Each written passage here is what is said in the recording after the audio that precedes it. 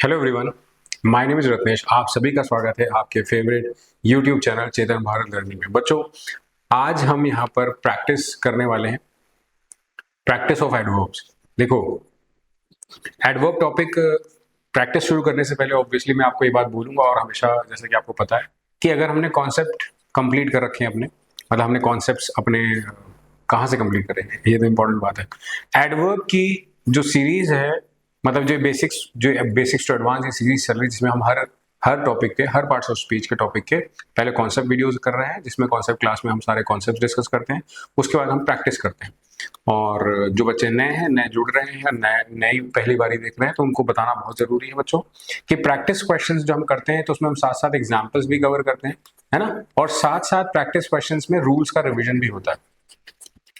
पर इसका मतलब ये नहीं, जैसे अभी क्या है, हाल फिलहाल मुझसे एक बच्चे ने पूछा भी था कि सर जैसे रूल्स का आप कह रहे हो रिविजन्स भी होगा और ये भी होगा, तो क्या फिर हमें एडवर्ब के कॉन्सेप्ट क्वेश्चन या जो बाकी पार्ट्स ऑफ स्पीच के कॉन्सेप्ट क्वेश्चन है उनको करने की जरूरत है? तो उसका आंसर है बिल्कुल जी, यस, जरूरी है, आपको करना पड़ेगा। उसका रीजन है क्योंकि उसमें जो हम रूल्स पढ़ रहे हैं ना, उसमें जो भी हम कंडीशंस पढ़ रहे हैं, वो ऐसा नहीं कि यहाँ पर हम सारे रिवाइज करेंगे। यहाँ पर जो सामने क्वेश्चन में आएगा वो पार्ट कंप्लीट होगा, वो पार्ट रिवाइज हो पाएगा आपका। ये नहीं कि सारा हो जाएगा, ऐसा बहुत सारा पार्ट है जो कि रह जाएगा अगर आप कॉन्सेप्ट वीडियो मिस करते हैं तो मेरा सुझाव बिल्कुल 100% यही रहेगा बच्चों कि आपको कॉन्सेप्ट वीडियो देखनी चाहिए, तभी आपको यहाँ तक समझ आएगा और तभी आपके कॉन्सेप्ट क्लियर होंगे, तभी आप प्रैक्टिस में अच्छा स्कोर कर पाओगे, है ना। तो चलिए शुरू करते हैं, देखते हैं यहाँ पर सबसे पहले क्वेश्चन क्या है और हम कैसे इस क्वेश्चन को सॉल्व करेंगे।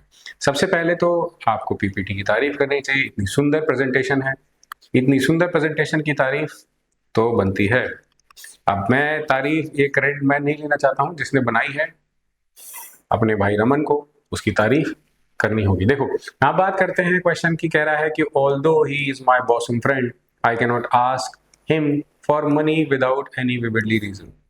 अब देखो, सबसे पहले हमें एक चीज पता होनी चाहिए कि क्वेश्चन जो हमारा ये एडवर्ब से रिलेटेड होता है बच्चों, इसमें एक बात होती है बड़ी इंपॉर्टेंट कि एडवर्ब का इस्तेमाल हम वर्ब को क्वालिफाई करने के लिए कर सकते हैं, एडजेक्टिव को क्वालिफाई करने के लिए कर सकते हैं बच्चों। एडवर्ब खुद को भी क्वालिफाई करने के लिए यूज किया जा सकता है, एडवर्ब वर्ब आपको जैसे बता दी कर सकते हैं। एडवर्ब बच्चों प्रेपोजिशन को क्वालिफाई करने के लिए यूज कर सकते हो आप, एडवर्ब कंजंक्शन को क्वालिफाई करने के लिए यूज कर सकते हो। तो आपके दिमाग में क्वेश्चन चल रहा होगा, sir verb, adjective, adverb, preposition, everything has been included except two things. दो चीजें इसमें आपने इंक्लूड नहीं करी, उसका नाम है नाउन एंड प्रोनाउन। जैसे कि हमने कॉन्सेप्ट वीडियो में पढ़ा हुआ है कि नाउन प्रोनाउन को ऑलरेडी कोई एडजेक्टिव क्वालिफाई करता है, इसके लिए हमें एडवर्ब की जरूरत नहीं पड़ती। But in exceptional cases I would say कि बच्चों, एक्सेप्शनल केसेस में आपको नाउन प्रोनाउन को क्वालिफाई करने के लिए एडवर्ब यूज किया जा सकता है। ये बात आप भूलना मत कभी भी कि एक्सेप्शनल केसेस में नाउन प्रोनाउन को क्वालिफाई करने के लिए एडजेक्टिव के अलावा एडवर्ब भी यूज किया जा सकता है। कुछ बच्चों को बहुत डाउट रहता है कि कैसे होगा, कहाँ होगा, उसकी बात हम आगे भी कर सकते हैं। बट इस क्वेश्चन में अगर हम बात करें रीजन वर्ड की, तो रीजन वर्ड नाउन है और आप नाउन को क्वालिफाई करने के लिए यहाँ पर विविडली का इस्तेमाल नहीं कर सकते। क्यों नहीं कर सकते? क्योंकि विविडली एडवर्ब है और हमें चाहिए एडजेक्टिव, तो इसका राइट आंसर हमें लिखना पड़ेगा विविड रीजंस या विविड रीजन। हम जो भी लिखे उसको एलवाई फॉर्म में नहीं लिख सकते। क्या ये बात समझ आई आपको? तो ये पहली कंडीशन थी, पहला रूल था। आगे क्वेश्चन पे बढ़ते हैं। आगे बढ़ेंगे तो बच्चों आपको मिलेगा Prabha was exorbitantly paid for how skilful she received the visitors and entertained them. अब देखो, एडवर्ब के क्वेश्चन सॉल्व करते समय आपको एक बात हमेशा याद रहेगी कि जैसे कोई एलवाई वाला वर्ड आता है, हम लोगों ने देखो बेसिक पढ़ा था कि नाउन में आप एलवाई लगाते हो तो आपका एडजेक्टिव बन जाता है। यहां से आपको पता चलेगा कि हाँ सर सही बात है, नाउन में एलवाई लगाने से एडजेक्टिव बनता है, तो उसी प्रकार से एडजेक्टिव में एलवाई लगाने से क्या बनता है? एडवर्ब बनता है। ठीक है, नाउन में एलवाई लगाने से एडजेक्टिव बनता है अगर बच्चों, एडजेक्टिव में एलवाई लगाने से एडवर्ब बनता है। ये भी बात हमें पता होनी चाहिए। आप बोलोगे सर पता है, जिनको नहीं पता है कॉन्सेप्ट में आपको इसका डिटेल वर्जन मिलेगा। यहाँ पर मैंने आपको शॉर्ट में बता दिया यही चीज आपको डिटेल में अगर आपको पढ़नी, डिटेल में जाननी इसका क्या मतलब है, सर कैसे होता है रूल, तो उसके लिए आपको कॉन्सेप्ट वीडियो देखनी पड़ेगी। आप कॉन्सेप्ट वीडियो पर जाएं और ये सारे कॉन्सेप्ट अपने क्लियर करें। साथ साथ आप जो स्पीड की बात कर रहे थे बच्चे, वो आप अपनी यूट्यूब की स्पीड तो अपने हिसाब से अपने सेटिंग में जाके कर सकते हैं चेंज, उसमें कोई ऐसा हो नहीं कि सर स्पीड कैसे हम कम ज्यादा करें, आपको लगती है कम है ज्यादा है, जैसे भी आप एडजस्ट कर सकते हैं। यहाँ पे बात चल रही है प्रभा वाज एक्सॉर्बिटेंटली पेड, तो यहाँ पर पेड क्या है, वर्ब है, वर्ब के लिए आप क्या यूज कर रहे हैं बच्चों, एक्सॉर्बिटेंटली यूज कर रहे हैं, जो कि बिल्कुल यूज किया जा सकता है, उसमें कोई प्रॉब्लम नहीं है। फिर आगे कि शी रिसीव्ड है, रिसीव्ड क्या है, फिर से वर्ब है, तो वर्ब के लिए यहाँ पर आपने वर्ड यूज किया है स्किलफुल, जबकि आपको बोलना चाहिए स्किलफुली। आपको क्या बोलना चाहिए, how skilfully she received the visitor and entertained them. इसका राइट आंसर बन जाएगा Prabha was exorbitantly paid for how skilfully she received the visitor and entertained them. Skilfully यहाँ पर एडवर्ब बन जाएगा, और एडवर्ब का काम होता है वर्ब को क्वालिफाई करना, तो आपका यहाँ पर सेंटेंस क्वालिफाई हो जाएगा, ऑप्शन नंबर बी इसका राइट आंसर बन जाएगा। तो एरर निकालते टाइम आपको याद रखना है, इसमें एरर जो पार्ट है वो है बी पार्ट में। यहाँ तक क्लियर है? चलिए बढ़ते हैं नेक्स्ट क्वेश्चन की तरफ। इस क्वेश्चन में लिखा है the captain came presently but I can not say where he has slipped out unnoticed. इस क्वेश्चन में अगर हम बात करें तो बात चल रही है द कैप्टन केम की, इसी से आपका क्वेश्चन समझ आएगा, आपको समझ आएगा कॉन्सेप्ट क्या है। सबसे पहले अगर हम बात करें कैप्टन केम की, तो केम यहाँ पर वर्ब की कौन सी फॉर्म है बच्चों, सेकंड फॉर्म है। सेकंड फॉर्म बोले तो पास्ट सिंपल, है ना, पास्ट सिंपल, केम बोले तो पास्ट सिंपल। तो यहाँ पर ये वर्ब की सेकंड फॉर्म है, पास्ट सिंपल है, द कैप्टन केम प्रेजेंटली। अब आती है बात, अगर सर ये पास्ट सिंपल की बात चल रही है, तो यहाँ पर हम जो वर्ड यूज कर रहे हैं प्रेजेंटली, उसका क्या मतलब होता है। देखो, हमें प्रेजेंटली वर्ड का अगर मीनिंग पता रहेगा तो इस क्वेश्चन को सॉल्व करने में हमें कोई प्रॉब्लम नहीं आएगी। तो सबसे पहले अपनी कॉपी पे नोट करेंगे, इसके दो मतलब होते हैं। प्रेजेंटली का पहला मतलब होता है नाउ डेज, नाउ अ डेज। दूसरा क्या मतलब होता है, सून इन,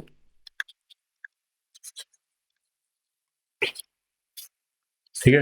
एक होता है नाउ डेज, एक होता है सून इन फ्यूचर। तो दो तरीके से ये वर्ड यूज होता है। The captain came presently but I can't say where he has slipped out unnoticed. इस सेंटेंस में आई कांट से जो लिखा है,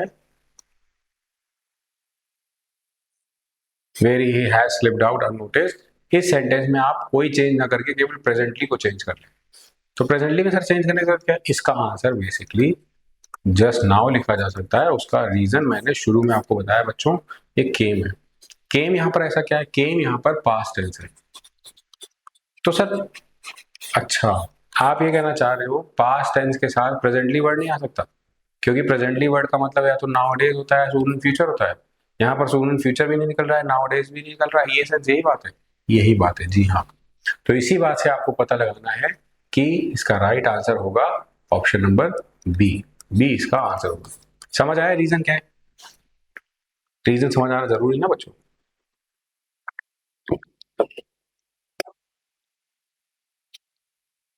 तो अब आपको कोई डाउट लग रहा हो इसमें, तो आप बता सकते हो कि ये रीजन है, ये वाला डाउट है। जितनी ज्यादा क्लैरिटी रहेगी उतना इजीली आप क्वेश्चन को कॉन्फिडेंटली सॉल्व कर सकते हो, देखो, है ना। आगे देखते हैं, चलो। They were exceptional good orators so all of us listened to them very attentively. देखो, अब आती है बात कि इस सेंटेंस में लिखा है एक्सेप्शनल और साथ में लिखा है गुड। तो बच्चों, एक्सेप्शनल गुड क्या चीज होती है, एक्सेप्शनली गुड होता है, क्या होता है, एक्सेप्शनली गुड। अच्छा क्यों सर एक्सेप्शनल गुड नहीं हो सकता, फिर से ये बात आती है, जब आप बोलते हो एक्सेप्शनल बच्चों, जब आप वर्ड बोलते हो एक्सेप्शनल, तो उसका मतलब निकलता है कि आप बात कर रहे हो एज एन एडजेक्टिव की, और रूल के मुताबिक एडजेक्टिव किसी एडजेक्टिव को क्वालिफाई नहीं कर सकता, एडजेक्टिव किसी एडजेक्टिव को क्वालिफाई नहीं कर सकता। इसका मतलब है कि आप यहां पर एडवर्ब यूज कर सकते हो एडजेक्टिव को क्वालिफाई कराने के लिए, यानी कि एक्सेप्शनल की प्लेस पर आप एक्सेप्शनली लिखते हो और साथ में एडजेक्टिव लगाते हो, तो आपका आंसर करेक्ट माना जाएगा।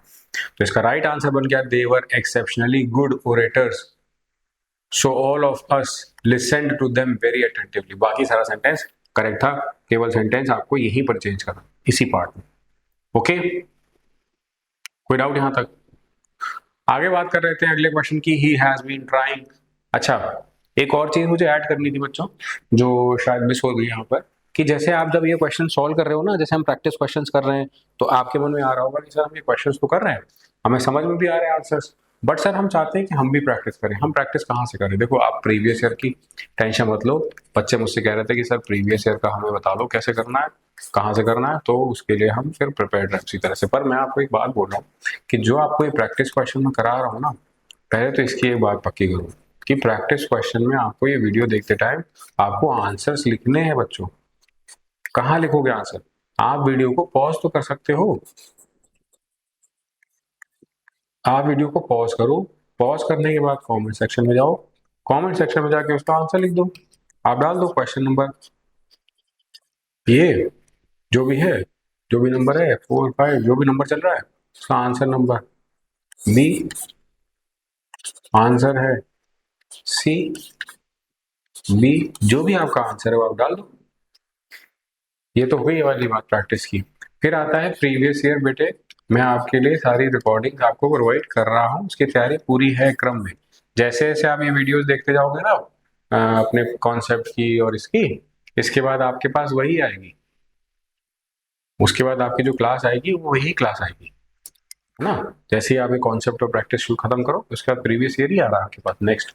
तो नेक्स्ट आपकी क्लास प्रीवियस ईयर, आपको टेंशन लेने की जरूरत ही नहीं, बहुत आराम से आप करोगे।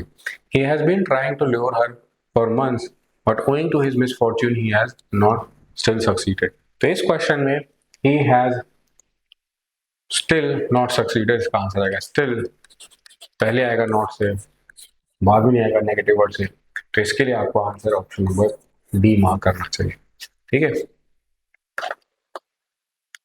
The amount which the company has paid to the dependents of the dead worker was fairly unjustified.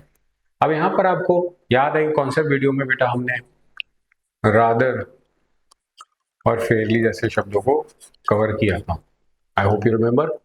तो अब आती है बात कि सर तो ठीक है हमने कवर किया था, पर इसका मीनिंग हमें नहीं उतना पता। कई बार बच्चे कह भी देते हैं कि सर हमें मीनिंग नहीं क्लियर हुआ, मीनिंग में डाउट है। तो फेयरली वर्ड यूज होता है, यहाँ पे मैं लिख देता हूँ उसको ब्लू कलर से, थोड़ा सा क्लैरिटी आ जाएगी। फेयरली वर्ड यूज होता है प्लेजेंट एडजेक्टिव के लिए, प्लेजेंट एडजेक्टिव के लिए। रादर किसके लिए यूज होता है? रादर शब्द जो यूज होता है वो प्लेजेंट अनप्लेजेंट दोनों के लिए यूज किए जाने वाला शब्द है। देखो, रादर शब्द के केस में आपको ये गलती नहीं करनी है कि कहाँ यूज होता है, ये दोनों के केस में यूज होता है रादर, है ना। फेयरली वर्ड जो होता है वो केवल पॉजिटिव के सेंस में यूज होता है, रादर आपका दोनों केसेस में यूज हो सकता है, प्लेजेंट भी अनप्लेजेंट भी। तो इसमें आपको कोई डाउट नहीं रहना चाहिए। सर ये प्रेजेंटली एंड प्रेजेंटली का है कैसे, मतलब ये अनप्लेजेंट और प्रेजेंट का इसका क्या सेंस होता है? देखो मैं आपको बता देता हूं, यहां पर आप बोल रहे हो जो अमाउंट दी गई है, जो अमाउंट दी गई है ना बच्चों, वो लिखी है फेयरली अनजस्टिफाइड।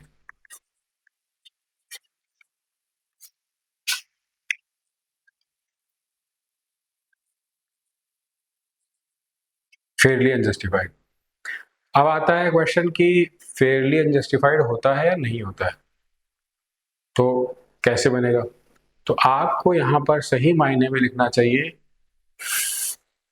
खाली, या तो आप लिखो बच्चों रादर अनजस्टिफाइड, रादर अनजस्टिफाइड, ठीक है, या फिर आप लिखो सिर्फ अनजस्टिफाइड।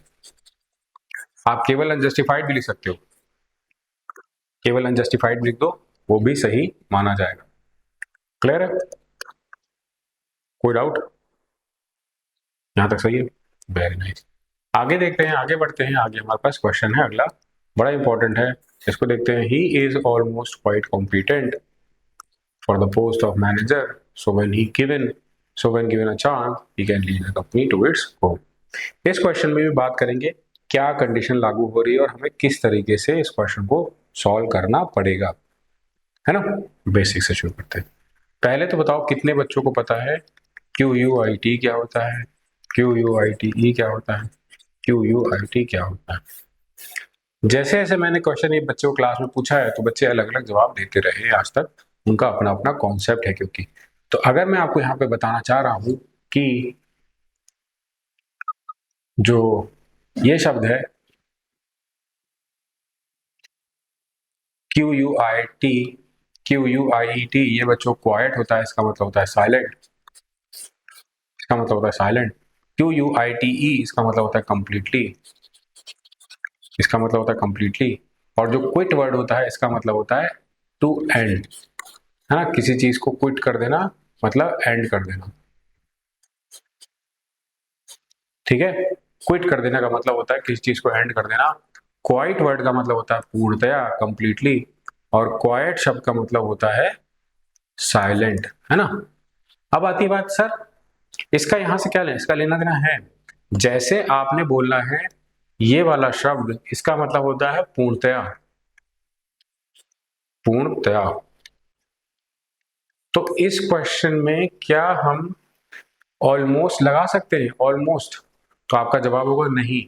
आप both words with same meaning नहीं यूज कर सकते इकट्ठे, both words with same meaning, both words with same meaning,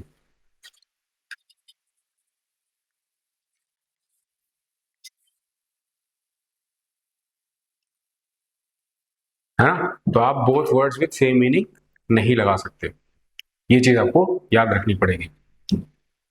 clear है। नेक्स्ट, नेक्स्ट भी बड़ी इंपॉर्टेंट कंडीशन आती है, इसका नाम है the imported articles which you sell are enough costly to allow the pocket of an ordinary man to buy them। इस question में अगर हम बात करें तो यहाँ बात चल रही है इंपोर्टेड आर्टिकल्स की, which you sell are enough costly to allow the pocket of an ordinary man to buy them। अब यहाँ पर क्या सेंस है इसका, देखो इस क्वेश्चन में जो बात चल रही है कि आप किसी शब्द का यूज कर रहे हो और उसका कौन सी पार्ट्स ऑफ स्पीच में यूज किया जा रहा है। ये मैं आपको बताऊंगा, इनफ वर्ड को आप एडजेक्टिव भी बना सकते हो और इनफ वर्ड को आप एडवर्ब भी बना सकते हो। देखो इनफ वर्ड को कब एडजेक्टिव के जैसे यूज करना है, कब आप एडवर्ब के जैसे यूज करोगे, इस चीज का खास ख्याल रखोगे अगर, तो आपका सेंटेंस करेक्ट हो सकता है, वरना गलती के चांसेस बढ़ जाते हैं। अब देखो इसमें आता है पॉइंट कि जैसे she has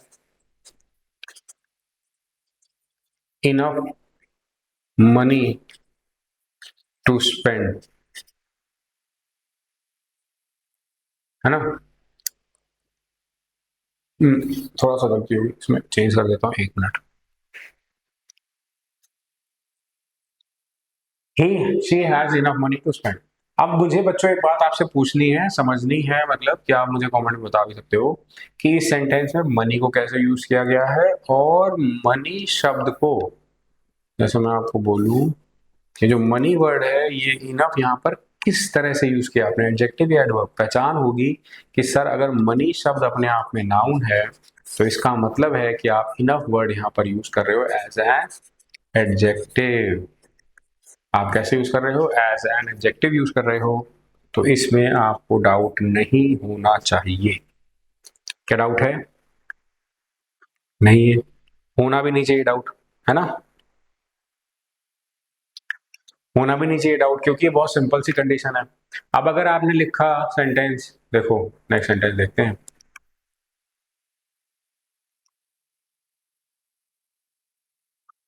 they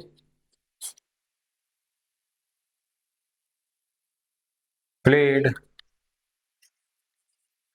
enough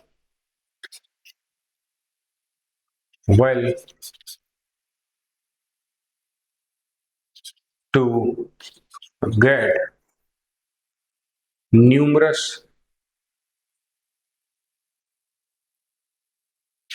numerous R O U S, numerous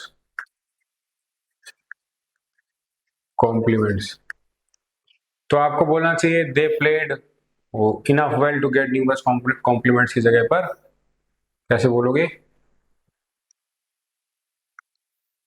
they played well enough, well इधर आ जाएगा और इनफ इधर आ जाएगा। अब कैसे पता लगेगा सर? ये तो बता दिया आपने सेंटेंस, पर इसका मतलब तो बताओ। एडजेक्टिव जब इनफ होता है बच्चे, तो ये नाउन के पहले आता है, और जब एडवर्ब होता है तो ये एडजेक्टिव के बाद में आता है। एडजेक्टिव पहले आ जाता है और ये इसके बाद एडवर्ब आता है, इनफ। तो आपको चेक करना है सेंटेंस में कि एडजेक्टिव यूज हो रहा है कि एडवर्ब, तभी तो पोजीशन से कंफर्म कर पाओगे, वरना आपके मन में डाउट ही चलता रहेगा कि कैसे यूज हुआ, क्या कंडीशन थी, है ना? क्वेश्चन गलत भी हो सकता है। Students requested their principal to be enough kind to grant them 5,000 rupees for the reconstruction of the tennis court. Students requested their principal to be kind enough. कैसे पता लगेगा? देखो, फिर से आसान कंडीशन है, मैं आपको एक्सप्लेन कर देता हूं पहले। बच्चों देखो, इनफ एडजेक्टिव है कि एडवर्ब, इस दो शब्द से आपको पता लगाना है। काइंड वर्ड अपने आप में एडजेक्टिव है अगर, तो इनफ वर्ड आपको एडवर्ब के जैसे ही यूज करना पड़ेगा। काइंड शब्द, इनफ वर्ड की पहचान आपको क्या होती है? जो उसके बाद आप वर्ड यूज करते हो ना, पार्ट्स ऑफ स्पीच, वो क्या है, तब आपको प्रूफ मिलता है कि एडजेक्टिव है क्या एडवर्ब है। हमेशा याद रखना, ये चीज बहुत इंपॉर्टेंट है, जब वो बाद वाले से रिलेट करते हो आप। ठीक है, तो इसका आंसर बन जाएगा the students requested their principal to be kind enough. Enough kind की जगह काइंड इनफ। ओके, ये है इसका सही तरीका सेंटेंस फ्रेम करने का।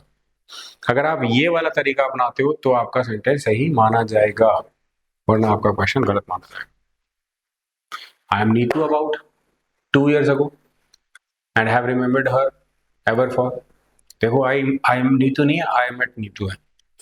आई met Neetu.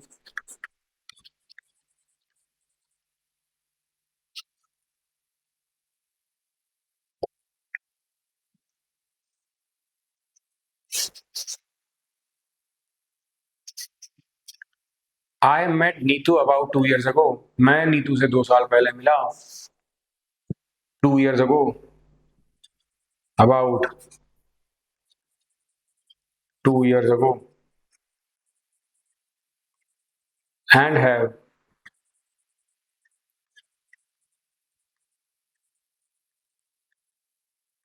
Her for ever. देखो, ये गलत सेंटेंस है फॉर एवर। इसको कैसे फ्रेम करते हैं, इसकी फ्रेमिंग देखना। या तो सेंटेंस में आप लिखो एवर फॉर, जो कि गलत है। फिर आप सेंटेंस में क्या लिख सकते हो, एवर सिंस, जो कि सही है। कैसे सर फॉर गलत हो गया और सिंस सही हो गया? क्योंकि आपने बोला जब मिला था उस टाइम से लेके अब तक, तब से लेके अब तक मुझे याद है। ये है सेंटेंस की कंडीशन। ये सेंटेंस कहीं नहीं रहा कि I met Neetu about 2 years ago and have remembered her ever since, तब से लेकर अब तक। सिंस पे ही सेंटेंस खत्म होगा। वो पॉइंट ऑफ टाइम बताने के लिए ये यूज किया जाता है सेंटेंस में। इसमें बच्चों को जनरली डाउट हो ही इसी बात पे जाता है कि सर ये कैसे आया, है ना, कंडीशन क्या है इसकी। तो इसकी कंडीशन ही यही है कि आपको हमेशा सेंस पे खत्म करना है सेंटेंस आपका, वो सेंस पूरा करने के लिए। वरना आपको क्वेश्चन हमेशा डाउट देगा कैसे आया, क्या सेंस लगा दिया इसमें, है ना। कोई डाउट तो नहीं आता? His essay was unmatched, so he was awarded the best prize in the form of shield made of silver and enameled with precious stones. His essay was unmatched, so he was awarded the best prize in the form of a shield made of silver and enameled with some precious stones. देखो, इस question में अगर बात करें, his essay was unmatched,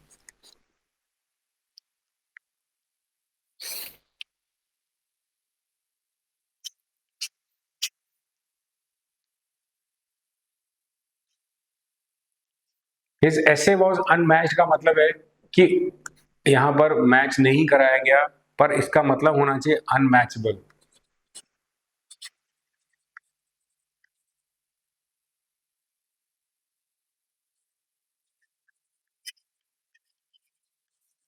मतलब जिसका कोई match नहीं हो सकता। इसका जो मतलब है बच्चों वो है जिसका मैच नहीं हो सकता। अनमैच्ड बोलने के बजाय आपको बोलना चाहिए अनमैचेबल, है ना। आपका राइट वर्ड होना चाहिए unmatchable. His essay was unmatchable, so he was awarded the best prize in the form of a shield made of silver enameled with some precious stones.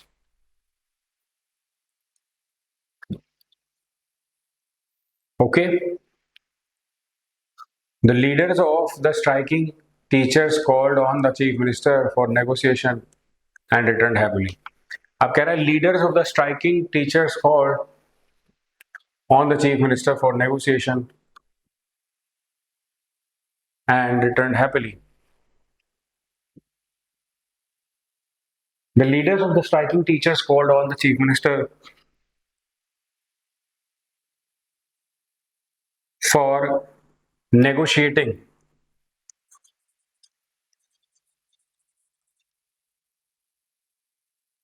अब अगर मान लेते हैं बच्चों यहाँ पर आपने नेगोशिएशन हटाया तो फिर मीनिंग आपको पूरा बदलना पड़ेगा, जो कि बेटर नहीं माना जाएगा। तो इससे बेटर क्या हो सकता है सर? इससे बेटर ये हो सकता था बच्चों की अगर आप सेंटेंस लिखते the leaders of the striking teachers called on the chief minister for negotiation and happily returned, returning happily, तो कोई सेंस बन नहीं रहा है। ई इसका आंसर आप लगा सकते हैं।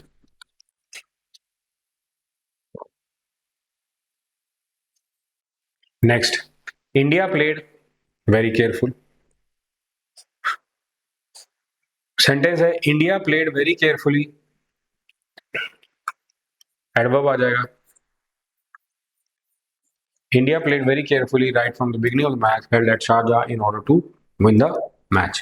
मीनिंग समझ आया? ठीक है, कोई डाउट नहीं यहाँ तक। ऑल्दो बी ही, यहाँ पर बी की जगह ही हो जाएगा।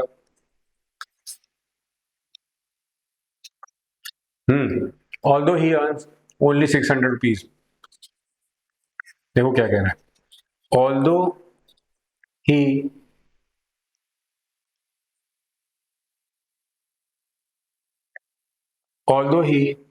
only earns 600 rupees.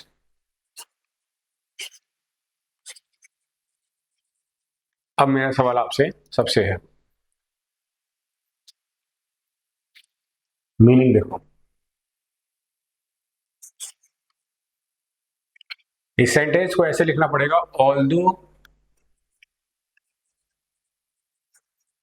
he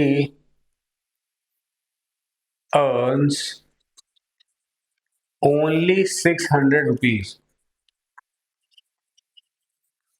Although he earns only 600 rupees, इसका रीजन है कि जब आप ये लिख रहे हो although he only earns, तो इसका मतलब बच्चों निकल रहा है वो केवल कमाता है, जबकि आपको सेंटेंस में बोलना है वह कमाता है केवल 600 रुपए।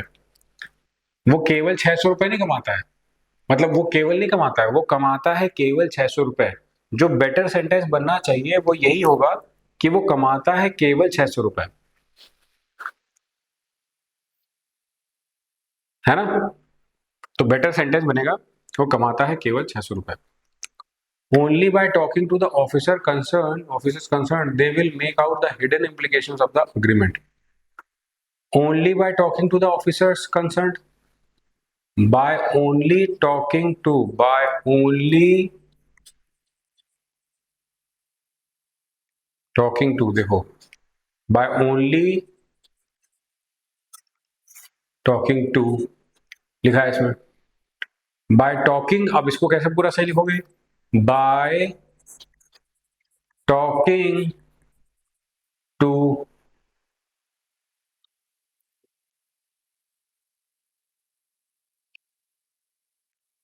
केवल बात करने से नहीं, by talking only to the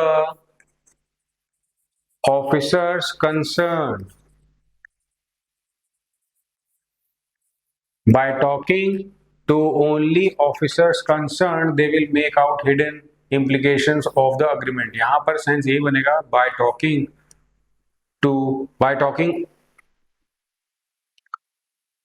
only to the officers concerned। इस सेंटेंस में ये जो टू है पहले ये हटाओ बच्चों, है ना।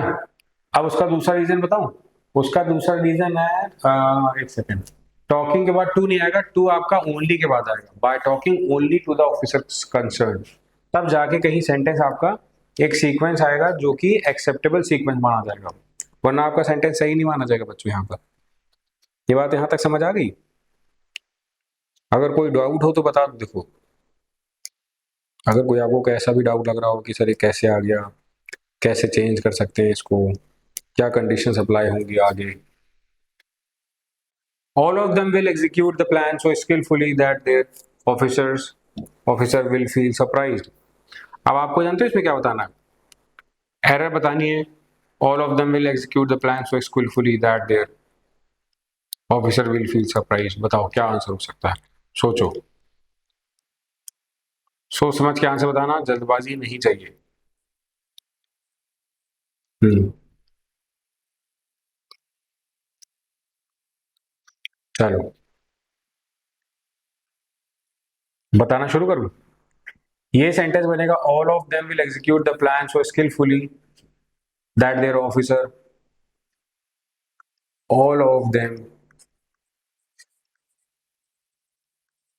will execute the plan so skillfully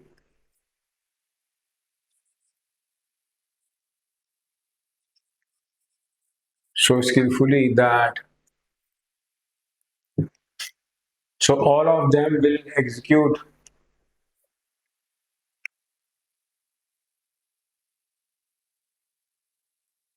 so skillfully so as skillfully as that their officer will feel surprised। इसका आंसर बच्चों नो एरर आएगा। सेंटेंस आप पढ़ो ध्यान से, अच्छा क्वेश्चन था, आप कंफ्यूज हो गए थोड़ा सा, पर that was a nice question. इस क्वेश्चन में आपको यही तरीका अपनाना है सेंटेंस को करेक्ट करने के लिए, वरना आपका क्वेश्चन गलत हो सकता है ना? ठीक है, okay. Next question, I came across her in Delhi last month and invited her to come to Patna. आप इस सेंटेंस में ये क्यों कहोगे, I come came across her in Delhi last month and invited her to come to Patna? Invited her to Patna, invited her to come to Patna and invited her to Patna, her to, बस इतना बोल दो, invited her to Patna. Invited her to come to Patna क्यों बोलना है ना? Logically आप देख के बताओ, सेंस बन रही है ना? सेंस नहीं बन रही ना बच्चों?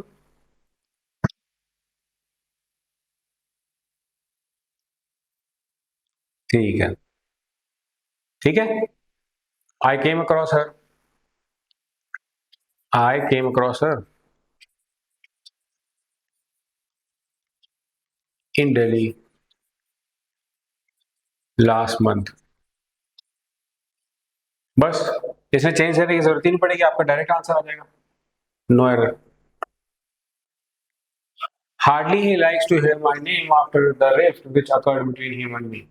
अब देखो इस सेंटेंस में बहुत अच्छा वर्ड आया है बच्चों, हार्डली। हार्डली शब्द का मतलब क्या होता है, कैसे यूज होगा सेंटेंस में, उससे आपको पता लगेगा सही आंसर क्या होना चाहिए।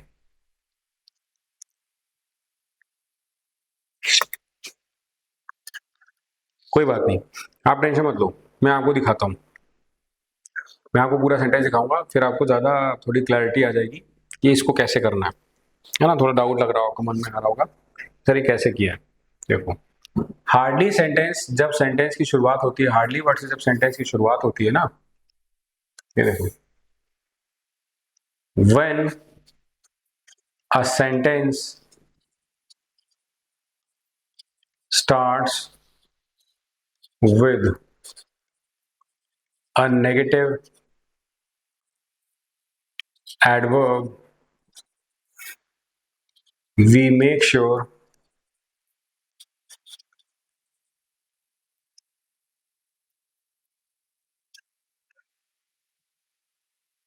we make sure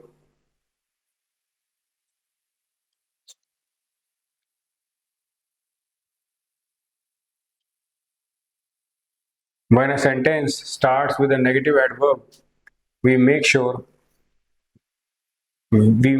comma, we use a helping verb, helping verb between the subject and the negative adverb.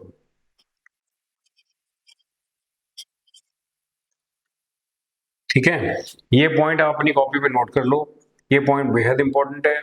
इस पॉइंट के दम पे ही आपको क्वेश्चन सॉल्व करना है।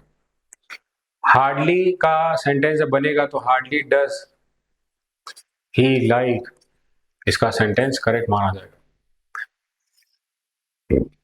इस सेंटेंस को बनाने का तरीका यही होगा, hardly does he like to hear my name after the rift which occurred between him and me।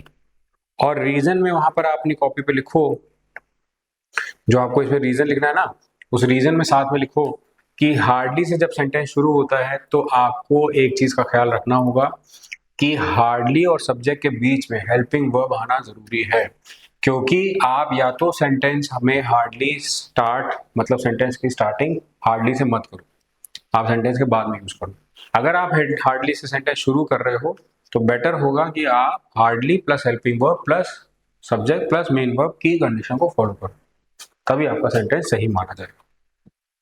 कोई डाउट हो तो बताओ यहां तक। आगे सेंटेंस लिखा है, this room is beautiful but not too much small to accommodate all of you. But too not too much तो नहीं लिखा है, टू मच स्मॉल लिखा है। अच्छा देखो, अब इसको पहचानने का तरीका मैं आपको बता देता हूँ और आप इसको कॉपी पे नोट भी कर लेना, जो बच्चे नए हैं उनको भी समझ आ जाएगा। इसको हमने कॉन्सेप्ट वीडियो में कवर किया है वैसे डिटेल फॉर्म में, पर फिर भी मैं आपको ये क्वेश्चन जरूर बताऊंगा इत्मीनान से कि जिससे आपको समझ आ जाए। क्लियर है? ओके, वेरी नाइस बच्चों। तो आप लिखना शुरू करो, पहले तो टू मच प्लस नाउन, उसी प्रकार से much two plus adjective.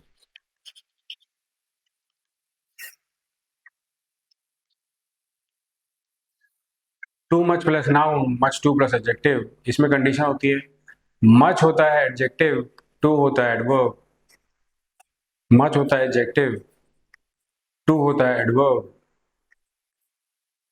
Noun adjective के पहले आने के बजाय बाद में यूज होगा, नाउन से पहले एडजेक्टिव यूज होगा क्योंकि एडजेक्टिव नाउन के लिए यूज होता है। एडजेक्टिव जब यूज करोगे तो आप उसके साथ एडजेक्टिव यूज करने के बजाय एडवर्ब यूज कर लो, ये इसकी कंडीशन कहती है। ठीक है, जैसे यहाँ पे यूज किया। ओके, तो आपका सही सेंटेंस जो बनना चाहिए था बच्चों, वो बनना चाहिए था, this room is beautiful but much too small to accommodate all of you. Too much small लिखने के बजाय आप लिखते much too small to accommodate all of you.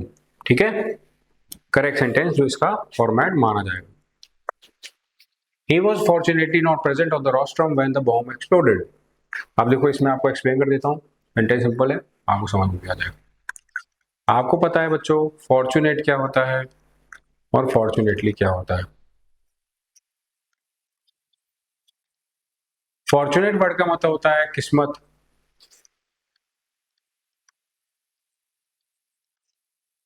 और किस्मत से इसका मतलब होता है किस्मत से।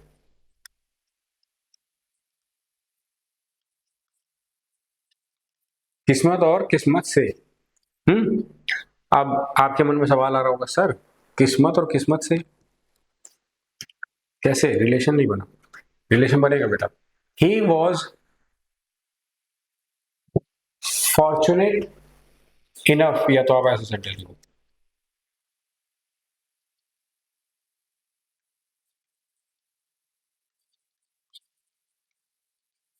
ही वॉज फॉर्चुनेट इनफ, या तो आप सेंटेंस लिखो, he was fortunate enough to do something. He was fortunate, he was fortunately,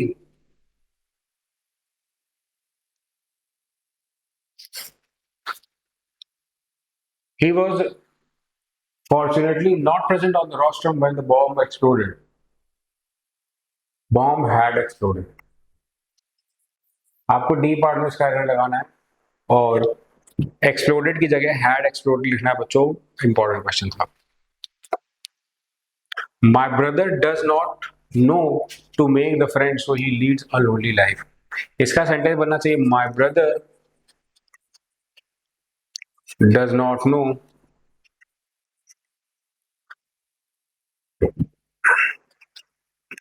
how to make friends. No तथा does not know बच्चों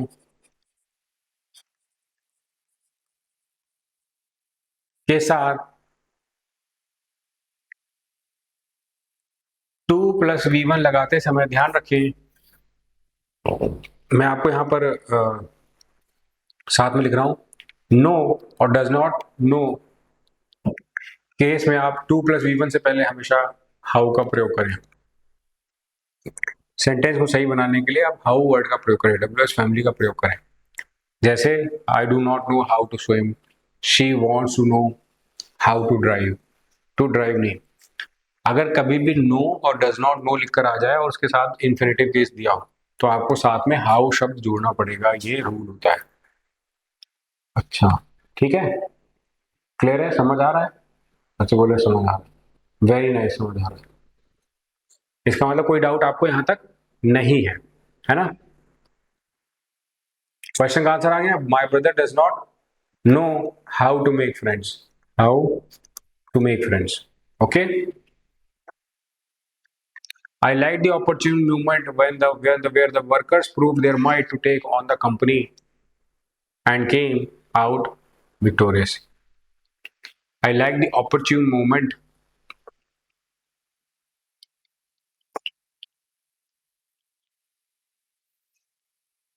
अब बताओ कि क्या इसका आंसर बन सकता है आप लोग के according. What do you suggest? Easy है. गैस करो. लेट्स सी कितने बच्चे गैस कर पाते हैं इस क्वेश्चन को. I like that opportune moment when the workers proved their might to take on the company and came out to be victorious. Came out victorious भी लिख सकते हैं, to be victorious भी लिख सकते हैं, इसलिए इसमें गलती मत कर देना. He was very tired of work, so he said that he was sorry to accompany us. Sentence बन रहा है he was very tired of work, so he said that he was sorry to accompany us. He was sorry के बजाय आपको लिखना चाहिए he was unable to accompany us. बच्चों आपको क्या लिखना चाहिए? He was unable to accompany us, है ना?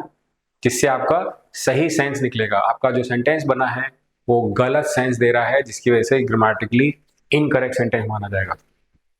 Is that clear? इस क्वेश्चन में करेक्शन की जरूरत है. आगे he is a linguist and always tries to make his students pronounce a word correctly. He is a linguist. He is a linguist and always tries to make his students pronounce. तो अब देखो यहां पे आपको काफी चीजें clear होती समझ आ रही होंगी, नजर आ रही होंगी. जैसे आपने बोला he is a linguist and tries to make his students pronounce a word correctly. make his, इसमें आंसर देखो नो एरर है. पर वैसे भी आप देखोगे कि एडवर्ब के केस में आप जब भी क्वेश्चन को फॉर्म करना बच्चों तो उसकी पोजीशन जरूर चेक करना. यहाँ पे मेरा कहने का मतलब ये है कि जब आप क्वेश्चन फ्रेम करते हैं तो कई बार आपसे गलती होती है कि आप पोजीशनिंग गलत कर देते हैं. किसकी? एडवर्ब की. और एडवर्ब की पोजीशनिंग गलत करते ही आपके जो सेंटेंस फॉर्मेशन का जो पार्ट है वो वहां से रॉन्ग होना शुरू हो जाता है. तो मतलब मेरा सजेशन बच्चों को हमेशा ये रहता है कि आप कोशिश करें कि एडवर्ब की पोजीशन गलत ना होने में. पहली चीज, जो भी कंडीशन अप्लाई कर रहे हैं आप, जो भी कंडीशन अप्लाई कर रहे हैं, जो भी है ना उस पर रूल आप लेवल करते हैं तो वो चीज़ चेक कर लें कि किस कंडीशन में बात चल रही है, किस चीज़ को रिलेट आप कर रहे हो सेंटेंस में। क्योंकि जनरली क्या होता है, बच्चे जब ऐसा कोई क्वेश्चन करते हैं या कुछ भी ऐसा सॉल्व करने चलते हैं, तो उनके मन में ये डाउट रह जाता है। उनके मन में डाउट रह जाता है कि सर ये वाला जो पार्ट है ये इसी तरीके से लिखा जाएगा या इसका फॉर्मेशन बदला जाना चाहिए, है ना। पहले भी इस तरह के क्वेश्चंस आए हैं जहां पर बच्चों का नो एरर वाला क्वेश्चन खास करके, अच्छा मैं हमेशा ये जो टाइप है जो आपके सामने अभी बता रहा हूँ, ये नो एरर वाले टाइप पे ही अप्लाई होता है, क्योंकि नो एरर वाले क्वेश्चन में बच्चे ज्यादा कंफ्यूज होते हैं। मैंने नोटिस किया है बाकी क्वेश्चंस में क्या है कि वो अपने अकॉर्डिंग चेंज कर लेते हैं या आंसर देने की कोशिश कर लेते हैं कि चलो इसमें एरर है, इसमें एरर निकाल ली, ये एरर का ही तरीका है जो भी है। बट नो एरर वाले क्वेश्चन है बच्चे, मैंने देखा they I found them usually they are stuck. उनके मन में यही सवाल चल रहा होता है कि सर ऐसा क्वेश्चन ऐसे फ्रेम करते भी हैं ये नहीं करते, है ना। आप लोगों को भी के सामने ऐसा कभी अगर आया होगा तो आप लोगों ने शायद नोटिस किया होगा, मतलब बहुत ही ज्यादा कॉमन बात है। तो मैं चाहूंगा यही कि आप इस चीज का ख्याल रखें ऐसे क्वेश्चन को फ्रेम करते समय। तो ये है पार्ट 1। इसका पार्ट 2 आप जरूर कवर करें प्रैक्टिस का। तो पार्ट 1 तक यही था। पार्ट 2 हम लोग कंटिन्यू करेंगे और आप उसको जरूर चेक करें अपने यूट्यूब चैनल के लिए। तब तक के लिए thank you so much, bye bye, take care.